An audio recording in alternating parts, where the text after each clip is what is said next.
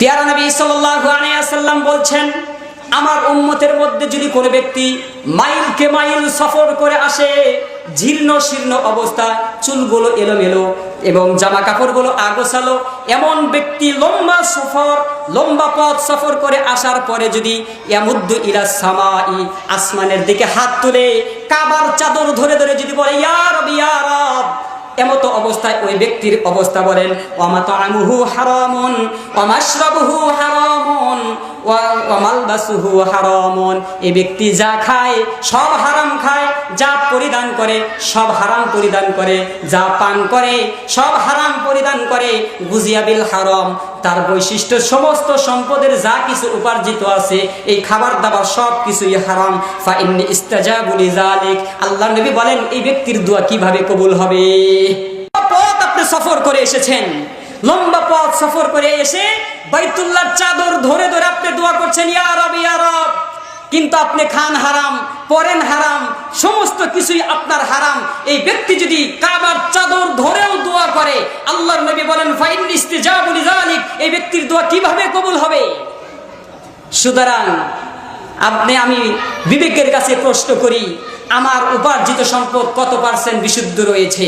আমার উপার্জিত সম্পদ কত পার্সেন্ট হালাল রয়েছে? আমার ডিউটি হলো 8 ঘন্টা, যে কোনোভাবেই মালিককে ফাঁকি দিয়ে 6 ঘন্টা 5 ঘন্টা করতে পারলেই হাজিরাটা উঠলেই আমি বিল পাচ্ছি। আমি যে কোনোভাবে কাজে ফাঁকি দিয়ে দিচ্ছি, এটাও হারাম। সুতরাং মালিককে ফাঁকি দিয়ে যে উপার্জন, ওটাও হারাম।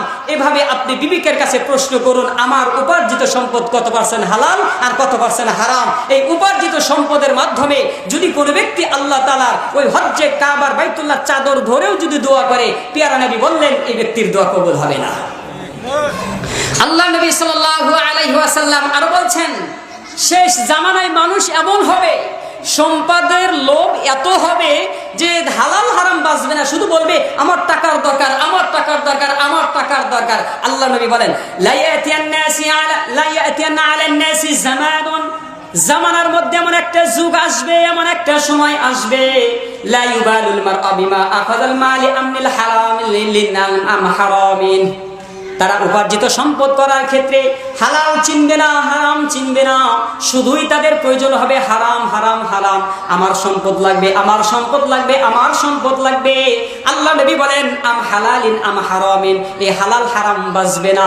সুতরাং তারা সম্পদ তৈরি করে অট্টালিকা তৈরি করবে, ব্যাংকিং অ্যাকাউন্ট বাড়াবে, ব্যবসা বাণিজ্য শুধু বাড়াবে, টাকা হালাল না হারাম এটা একবারও তারা চিন্তা করবে না। আমাদের সমাজে টাকা লাগবে, টাকা লাগবে, টাকা লাগবে, এমন ব্যক্তি আছে না নাই? আরে গত 2 বছর আগে কিংবা 16-17 মাস আগে যারা সিগারেট চায়া খাইতো, হ্যাঁ, মানুষের পিছনে পিছনে ঘুরে ঘুরে সিগারেট চায়া খাইতো, মানে